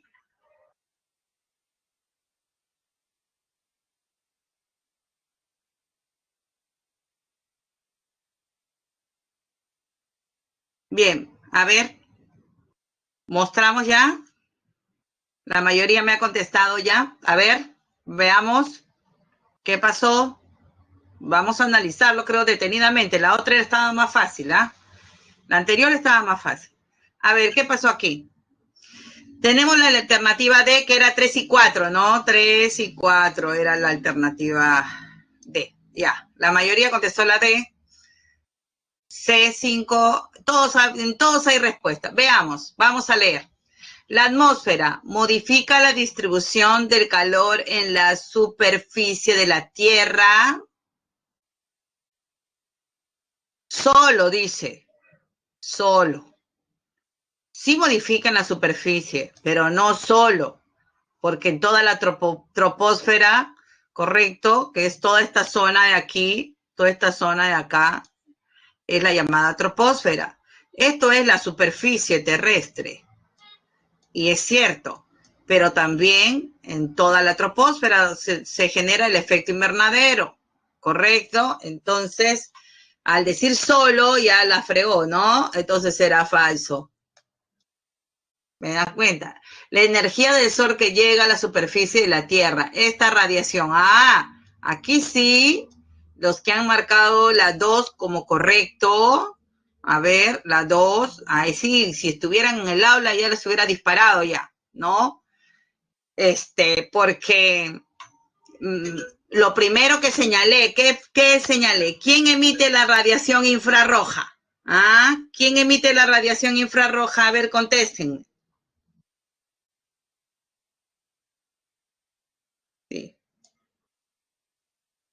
La Tierra, exacto, la Tierra. Entonces ahí sí ya los que me marcaron la Venus estuvieron muy atentos porque señalé justo, ¿no? Que el Sol, que es la Tierra quien emite radiaciones infrarrojas, no el Sol. El Sol son radiaciones.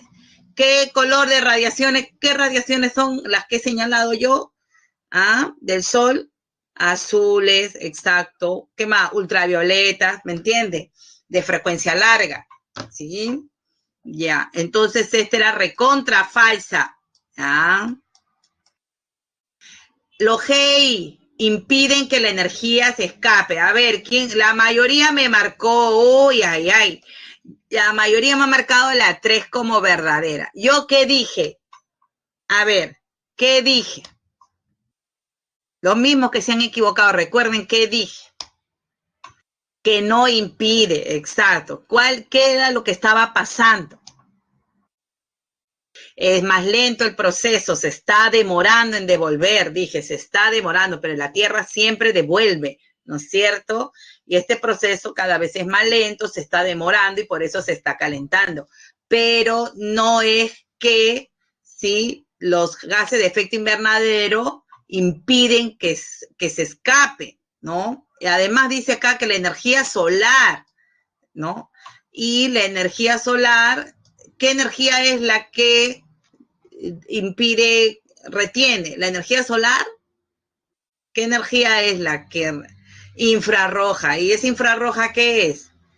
Terrestre, exacto, ¿no es cierto? No es la energía solar, acá falso, ¿me entiende? ¿No? Y en parte, no todo, ¿correcto? Muy bien, o sea que solamente era verdadero ¿cuál? La última, que además se contradice con esta de acá, ¿no es cierto? Por lógica.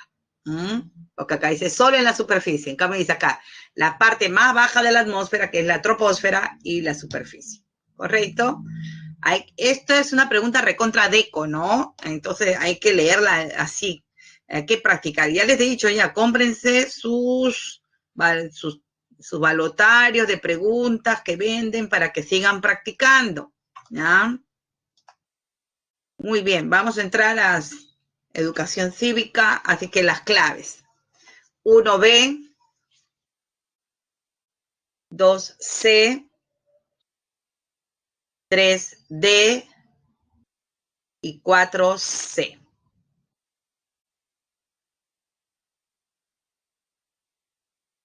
Vamos a entrar.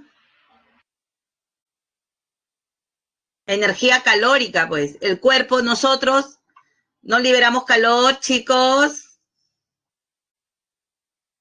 Toda energía calórica.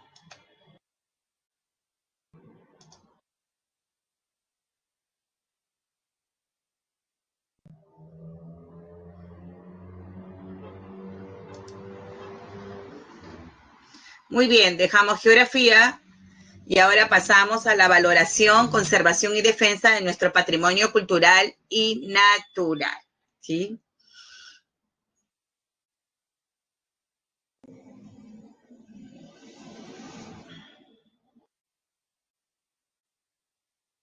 Bien.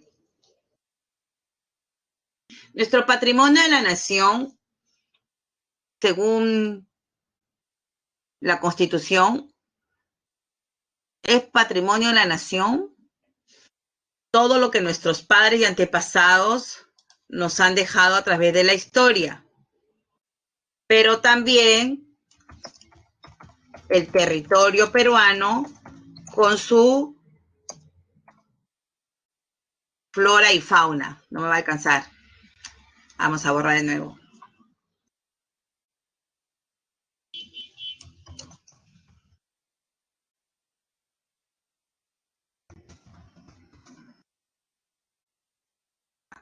Y también el territorio peruano con su flora y su fauna, sus ecosistemas, ¿no es cierto? Y entonces se define así, ¿no? Como todos los bienes materiales y inmateriales que nuestros padres y antepasados nos han dejado a lo largo de la historia, también el territorio peruano con toda su flora y su fauna y sus bellezas paisajísticas. Por eso es que el patrimonio de la nación se divide en dos grupos, el cultural, ¿no? Que proviene de del quehacer humano, y el natural, que proviene del quehacer de la naturaleza. ¿Sí?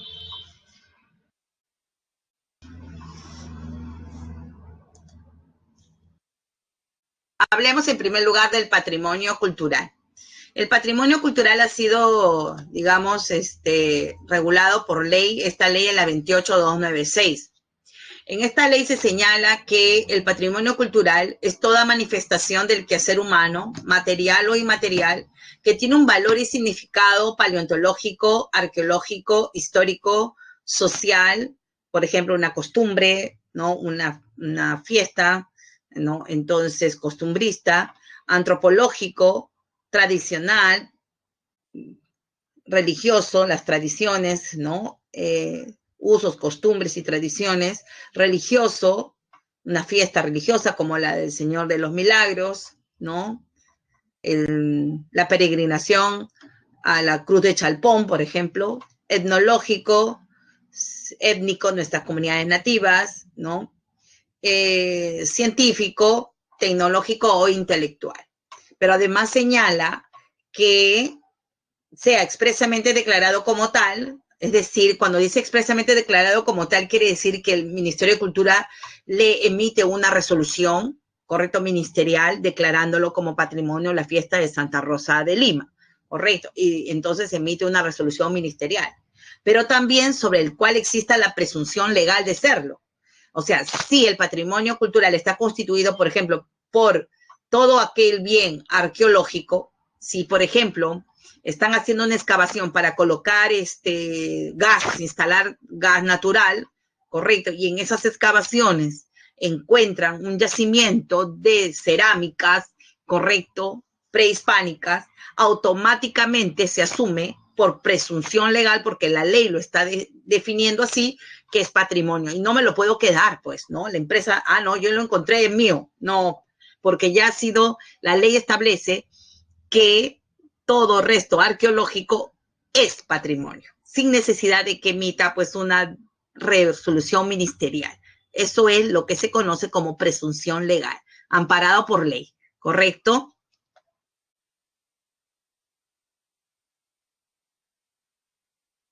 Los huaqueros, ¿no? Se sacaban y se desmantelaban las huacas, se llevaban todo. Bien, según esta ley, además, existen varias categorías de patrimonio cultural.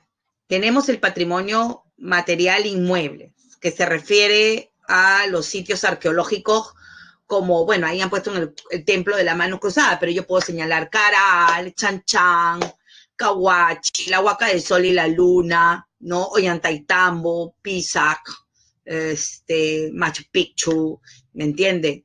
Entonces, todas las edificaciones, pero también no solamente arqueológica, ¿no? También estamos hablando de edificaciones coloniales, como por ejemplo la casa de Bolognesi, que ahora es un museo de los combatientes del Morro, la casa Osambela, ¿no? Entonces, tenemos las iglesias, las catedrales de Lima, del Cusco, de Arequipa, que han sido declaradas como patrimonio inmueble. Estas edificaciones son consideradas en general todas agrupadas, a ver, todas estas de acá son históricas. ¿Sí? En cambio, ¿no? El resto antes de la llegada de los españoles es arqueológico. La casona de San Marcos, la belleza de la casona de San Marcos, ¿no? El patrimonio material mueble, ¿no? Entonces tenemos todos los objetos. Igual se clasifican en dos, arqueológicos antes de la llegada de los españoles, históricos después de la llegada de los españoles. Así tenemos pues los huacos retratos, por ejemplo, los huacos eróticos, los mantos paracas, ¿no? Arqueológicos. La escultura de la muerte, la pintura de Baltasar Gavilán, la escultura de Santa Rosa, etcétera, son históricos. ¿Entiende? Las monedas, ¿no? Entonces, antiguas, del aniversario del centenario, por ejemplo, del centenario de la independencia, ¿no? Estas son monedas que tienen un valor histórico. Tenemos inmaterial, ¿no? Inmaterial, conocido como cultura viva, que comprende todas las costumbres y tradiciones que se han transmitido de generación en generación. el folclore, la medicina tradicional, ¿no? El arte popular, las leyendas, ¿no? Las costumbres, la gastronomía, también incluye, ¿no? Como patrimonio, la música, nuestro himno nacional, ¿no? Como parte de nuestro patrimonio inmaterial, las técnicas, ¿no? No solamente de construcción, de andenes, ¿no? Mates pirograbados, etcétera, ¿no? Todo eso está considerado como patrimonio inmaterial. Y tenemos el patrimonio documental. Si bien es cierto, dentro del patrimonio material mueble están los documentos, acá no está, pero acá aparecen documentos también. ¿Qué diferencia hay entre uno y otro?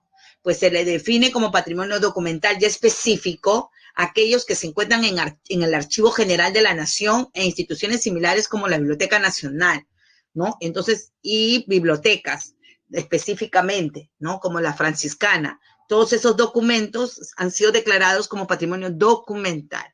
En cambio, si hay documentos dentro de una iglesia que han sido declarados, una iglesia ha sido declarada, por ejemplo, patrimonio material inmueble, todos los objetos que están en interior, incluidos los documentos que pueda haber, son patrimonio material mueble, correcto, pero documental es que están en archivos, ya sea digitalizados o escritos. Y tenemos el patrimonio subacuático, aquel que está, ¿no? Que ha estado sumergido por lo menos durante 100 años, ¿no? Como la goleta de la Covadonga aquí en Chancay, ¿no? O parte de una construcción inca, ¿cómo se llama? Mesuros, es antes de los incas en el altiplano, no se me fue, los Collas. Hay una ciudadela semi hundida debajo del lago Titicaca, ¿no? Que se han encontrado. Entonces, estos objetos, ya sea infraestructura o sea objetos, son declarados como patrimonio subacuático.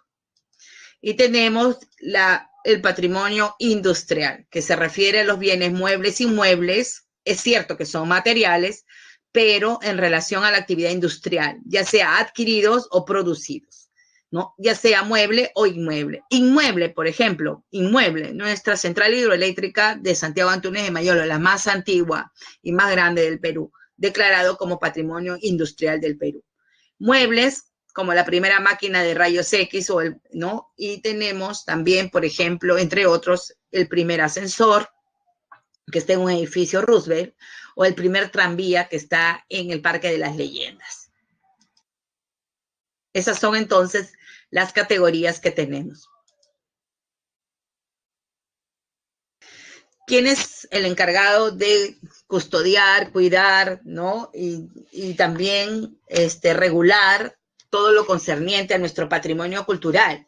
Pues obviamente es el Ministerio de Cultura, ¿no? Y a través de dos direcciones, la Dirección General de Museos y la Dirección General de Defensa y Patrimonio Cultural, ¿no? En el caso de la Defensa General, Dirección General de Defensa del Patrimonio, ellos se encargan no solo de defender, como dice su nombre, sino también de proteger, recuperar y repatriar incluso digamos, los bienes culturales, ¿no? Y el Perú ha repatriado ya muchos bienes que han sido, pues, sacados del país, ¿no? Y han sido devueltos.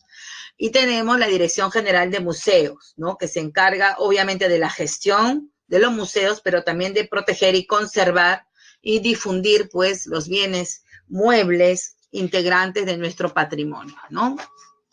Tenemos el Museo de la Nación, tenemos el Museo de Historia, ¿no? De Arqueología e Historia en Pueblo Libre, por ejemplo. Y tenemos muchos museos de sitio, ¿no? Recuerden que, bueno, ahorita se ha suspendido con lo de la pandemia, pero cada primer domingo de cada mes la entrada era gratis a los museos administrados por el Ministerio de Cultura, ¿no? Y uno de los museos que siempre todos los ciclos llevo a mis alumnos, bueno, con la pandemia este año no he podido, es al Museo Presbítero Maestro, ¿no? Todo el mundo espera que la profesora Ani los lleve a este museo, ¿no? En las noches.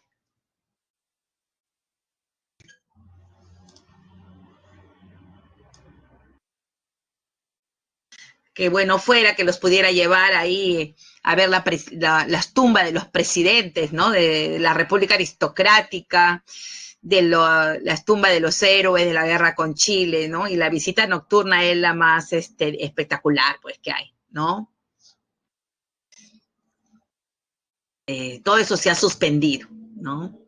Las salidas lo que más extraño de mis clases son las salidas de campo, ¿no? Con mis alumnos.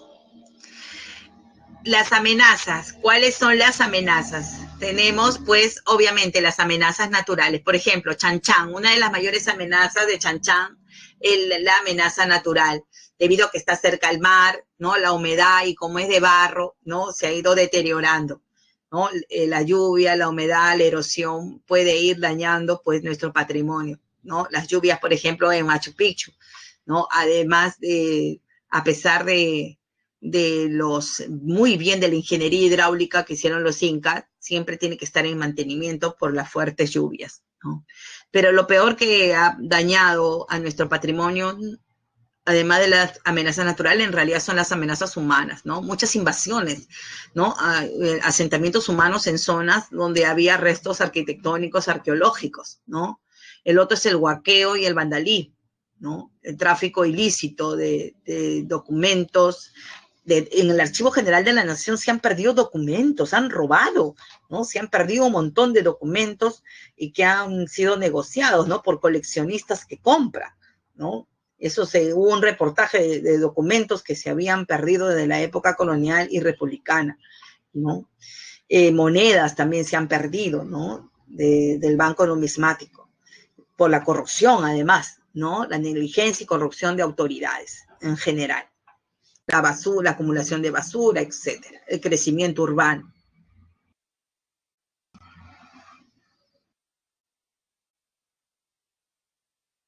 Muy bien. Además de nuestro patrimonio cultural, tenemos también el patrimonio natural, ¿no?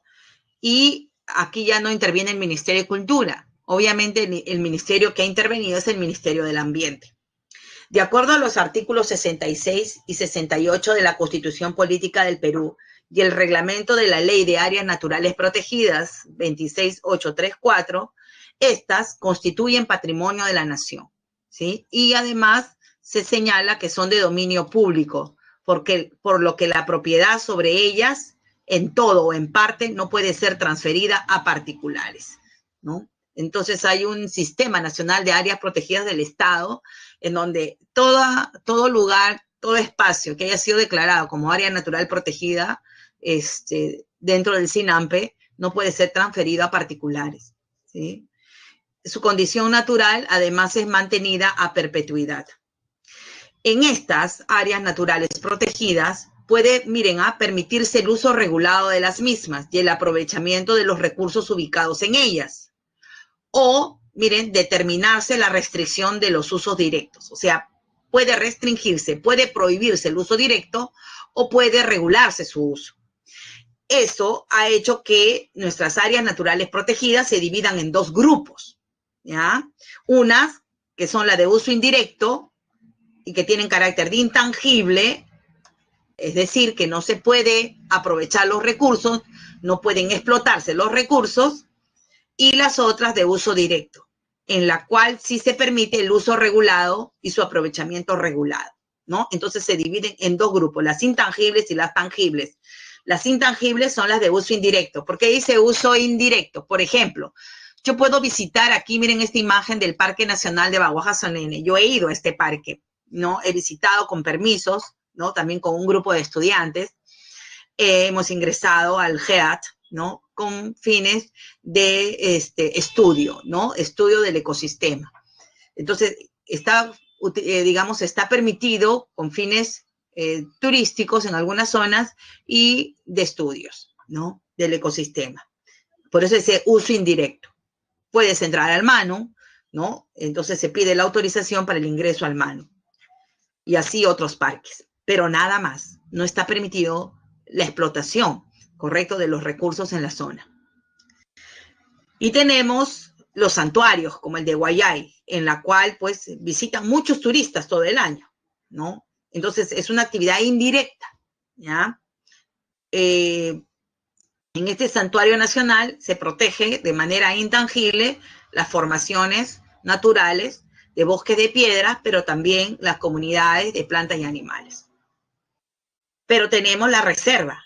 Esta de aquí sí es tangible, por ejemplo, la de Paracas, en donde además del turismo se desarrolla actividades pesqueras reguladas, no por ley, ¿me entienden? Como la reserva de Pacaya Samiria también. Entonces, en estas áreas naturales protegidas, como las reservas paisajísticas, las reservas nacionales, los refugios de vida silvestre, sí se permite el aprovechamiento regulado de los recursos, ¿no? Entonces, tenemos nuestro patrimonio. Nosotros vamos a profundizar este tema en geografía, ¿no? Vamos a hablar de los parques que protegen específicamente las áreas y santuarios principales. Bien, mucho de nuestro patrimonio material e inmaterial, natural y cultural han sido declarados como patrimonio de la humanidad, ¿sí? Esto es un programa que ha creado la UNESCO para valorar, ¿no? Digamos, las evidencias de la cultura de los países, pero con, digamos, una trascendencia mundial universal, para que sea declarado un lugar, ya sea cultural o natural, o una fiesta costumbrista tradicional como patrimonio de humanidad, el país tiene que solicitar su inscripción. Y la UNESCO lo evalúa. Y si considera que tiene un valor universal, pues entonces emite una resolución. ¿Qué beneficios hay que se declare como patrimonio de la humanidad un lugar correcto, natural o cultural, o una fiesta tradicional? Pues bien, recibe apoyo de la UNESCO, ¿no? Apoyo financiero, ¿ya? Y apoyo técnico también, en el caso de los patrimonios culturales y naturales, ¿no? Para su protección. Si un bien escrito pierde, correcto, las características por las cuales había sido incluido por la UNESCO, entonces también puede ser excluido. O sea, es un, digamos, es un título temporal. Mientras se mantenga las características de ese patrimonio, seguirá siendo apoyado por la UNESCO. La lista es larga en el Perú y tenemos, por ejemplo, dentro de lo que es patrimonio material de la humanidad, muchos lugares culturales. Caral, el centro histórico de la ciudad de Arequipa, Cusco y Lima.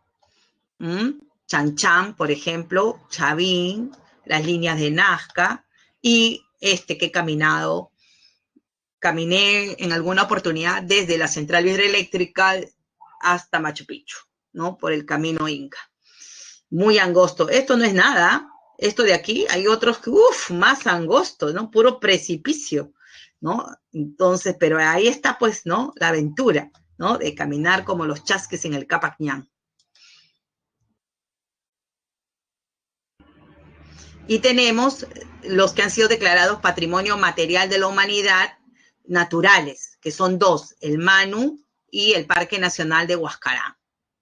Y tenemos dos mixtos. ¿Por qué son dos mixtos? Porque Machu Picchu, por ejemplo, el Ministerio de Cultura señala que Machu Picchu es un patrimonio cultural material, inmueble, ¿correcto? Pero el Ministerio del Ambiente señala que es un santuario histórico, ¿correcto? Y un santuario histórico es aquel espacio natural que se encuentra alrededor de un, digamos, lugar cultural. Y entonces por eso que la UNESCO lo ha declarado en la categoría mixto, porque se protege la ceja de selva que rodea a Machu Picchu y también Machu Picchu. Es igual lo que ocurre aquí con el Parque Nacional de Río Abiseo. Se protege todo el río Abiseo, su flora, su fauna, el monochoro de cola amarilla, etcétera, pero también se protege el valor cultural, el Gran Pajatén, ¿no? Por eso es que estos dos están dentro de la categoría de mixtos. Y tenemos también el patrimonio inmaterial, ¿no? Y dentro de lo inmaterial se declara inmaterial a la cultura viva, ¿no? Y habíamos señalado el arte, la danza, las ceremonias, ¿no? Digamos, las leyendas, tradiciones orales, ¿no? Etcétera. Uno de los que más me ha impactado dentro de estos patrimonios naturales que tenemos es el Quehuachaca. Me dicen si se ve, por favor, en el...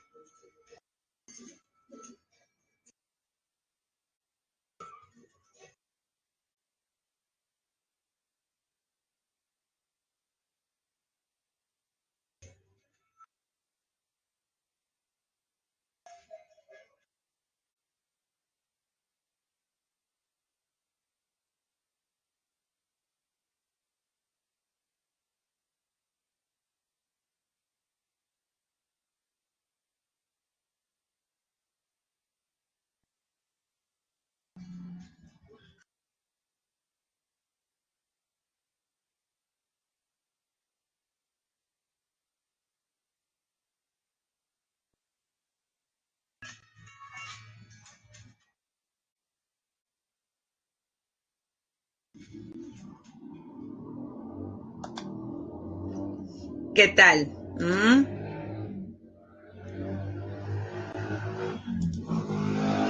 Este es el puente Quehuachaca, ¿no? Está en el Cusco, en Valle Norte, ¿sí? Pueden ir en junio, ¿no? Es toda una ceremonia, ¿ya? Este puente lo colocan todos los años y lo sacan y vuelven a colocar el que han tejido a lo largo de todo el año. Como observan, participan 1000 personas, ¿no? En su fabricación. Este puente por eso es considerado como un patrimonio inmaterial, no material, ¿correcto? Por su valor, digamos, dentro de la historia del Perú. Es el último puente inca y lo tejen tal y como lo tejían nuestros incas, ¿no? Así que cuando vayan al Cusco, no solo vayan a Valle Norte, la mayoría de los tours te invitan a Valle Norte, pero el Quehuachaca está en el Valle Sur, ¿no? En el río Apurímac. Excelente, ¿no? Entonces, por eso ha sido declarado como Patrimonio de la Humanidad, ¿no? También, pues, nuestra gran fiesta de la Virgen de la Candelaria, ¿no? Yo les pasaría videos y videos, pero no hay mucho tiempo, ¿no? Y esta de aquí, esta danza que imita el vuelo de los cóndores, ¿no? Del Valle del Colca, declarada en el año 2015 en Arequipa. Y la famosa guaconada, por ejemplo, ¿no? Una danza ritual, ¿no? De mito, también declarada en el año del 2010, inscrito, ¿no? Aquí la UNESCO apoya, ¿no? Todas estas celebraciones. Y vienen muchos turistas, bueno, venían, extraño, porque ya yo hubiera viajado 3 veces, ya en este año yo viajo, siempre realizo 3 viajes al año al interior del país, ¿no? Llevando a mis alumnos para que conozcan, pues, nuestras costumbres, nuestras tradiciones. Y tenemos también, además de nuestros bienes materiales e inmateriales, también tenemos documentales, ojo, que han sido declarados como patrimonio de la humanidad, ¿no? Y tenemos, pues, aquí el protocolo ambulante de los conquistadores, o llamado libro Becerro, ¿no? Que ha sido uno de los primeros libros y que es el primer testimonio escrito del proceso de occidentalización que llevaron a cabo los españoles, ¿no? Y cómo se fue instaurando las instituciones españolas aquí en América, ¿no? En América Latina, ¿no? Este libro además ya ha sido digitalizado, ¿no? Por el Archivo General de la Nación. Y no solamente es un patrimonio documental del Perú, pues porque acuérdense que el virreinato, pues, bueno, en época de los conquistadores todavía eran las gobernaciones, ¿no? Abarcaban, pues, varios de nuestros países. Y tenemos las primeras ediciones peruanas sudamericanas, ¿no? Son 39 libros, ¿ya? Editados entre 1584 y 1619. ¿No? Y son testimonio también del primer encuentro que tuvieron los españoles con la cultura y civilización de los incas. Los llamados cronistas, ¿no? Entonces se dedicaban a escribir y recapitular todo lo que ellos, pues, encontraron en nuestras sociedades prehispánicas. Muy bien, ¿alguna pregunta? Miren, acá tenemos de aquí, como les pasé el video.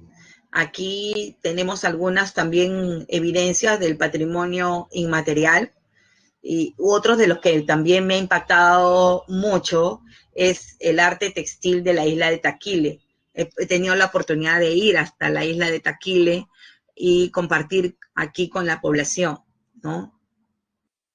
O sea, Natalia, es el quien declara patrimonio cultural, es el Ministerio de Cultura, con su resolución ministerial, correcto.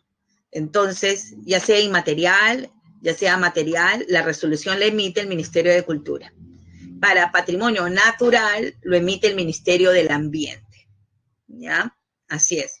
Pero acuérdate que no necesita incluso ser declarado, ¿ya? Porque si existe la presunción legal, acuérdense, entonces inmediatamente tienen que dar informes si se encuentra vestigios, ¿no? De la época prehispánica o colonial, por ejemplo.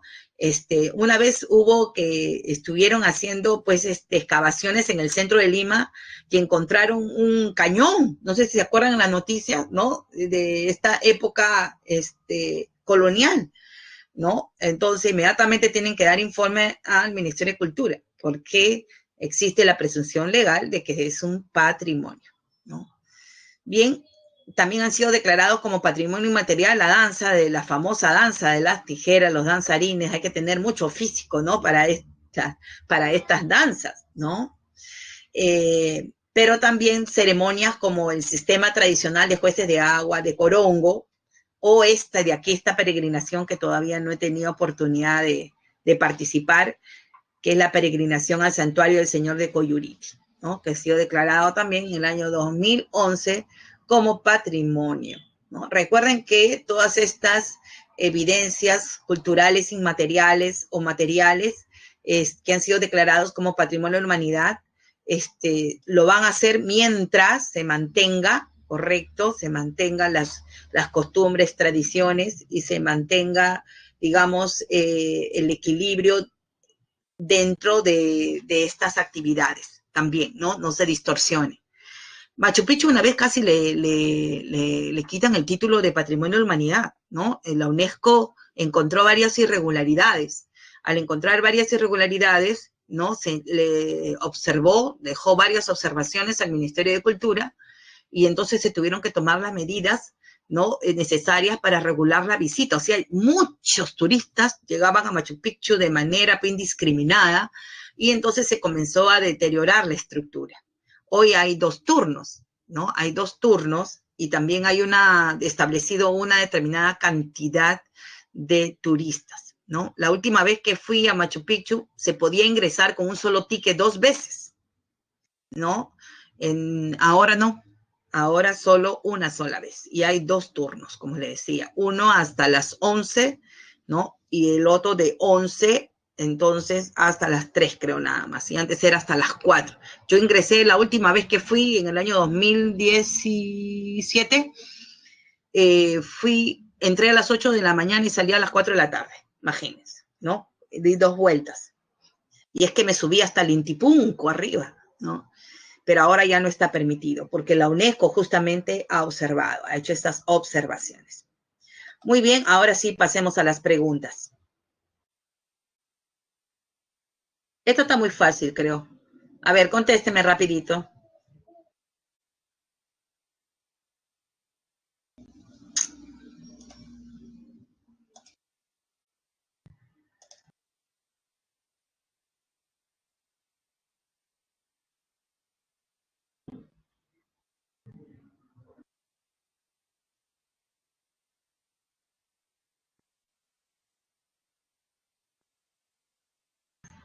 Lean bien, no se me equivoquen.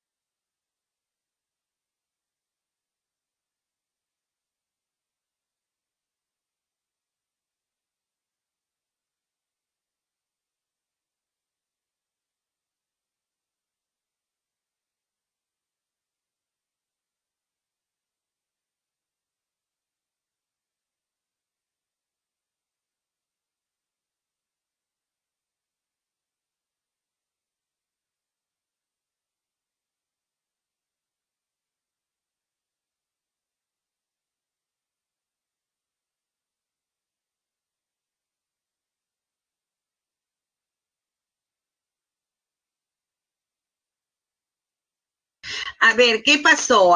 ¿Qué pasó? ¿Qué dije yo? Antes de la llegada de los españoles, ¿qué era? Antes de la llegada de los españoles, ¿qué era, chicos? Ok, Miguel. Arqueológico. Entonces, ¿cómo me han marcado histórico la C? Después tengo 9, la B, que era la respuesta. Inmaterial no, pues, porque inmaterial, acá no hay técnica, ¿no? En la pintura rupestre no hay técnica, ¿sí? Entonces es material, ¿correcto? Cultural, pero no histórico, pues, era arqueológico, ¿correcto? Muy bien, la respuesta era la B. Rapidito a ver esta de acá.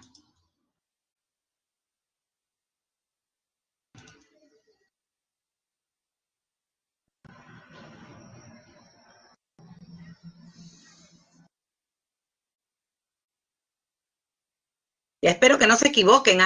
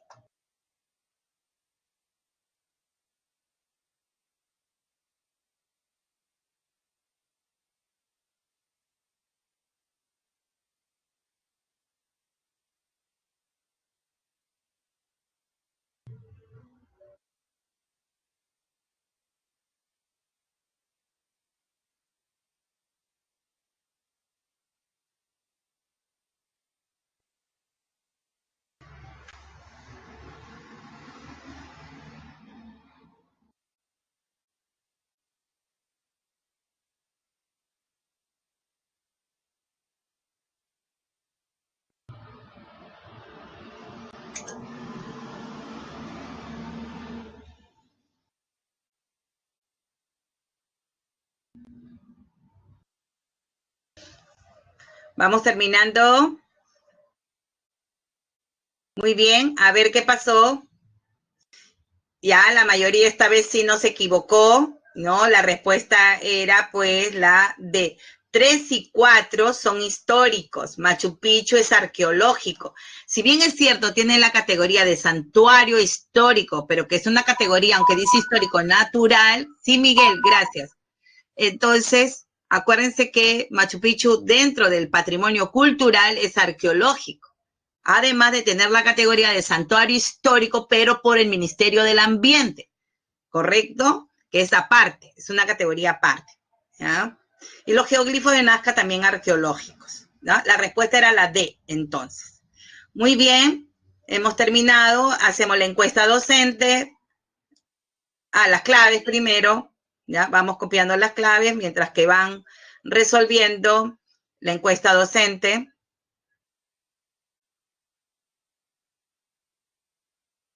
Las claves ahí las tienen, 1B, 2D, 3B y 4D. Muy bien, nos vemos el próximo sábado. Terminen la encuesta docente, por favor.